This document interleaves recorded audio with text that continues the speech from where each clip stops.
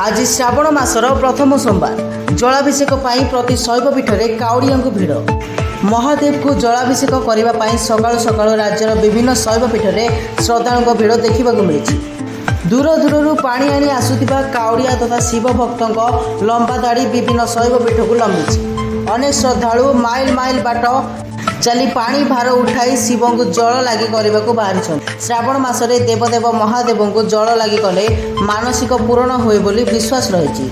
से मासक पूर्वर जल लगी करने को जाउथिबा काउड़िया रीतिनीति पालन करी निष्ठार सह जीवन यापन करिथांती। श्रावण मास सारा प्रति सोमवार विभिन्न नदी जल ग्रहण करी खाली पादरे बाहुंगा बोही पादरे चली चली शैवपीठ को आनी महादेव को जल लगी करिथांती। एथिपाई विभिन्न नदीघाट और तीर्थस्थली गुड़िक कड़ा सुरक्षार बंदोबस्त करपटे श्रृंखलित दर्शन पर शैवपीठ गुड़िक पुलिस प्रशासन पक्षर कड़ा सुरक्षा व्यवस्था कर। रिपोर्ट जागरण 24 न्यूज।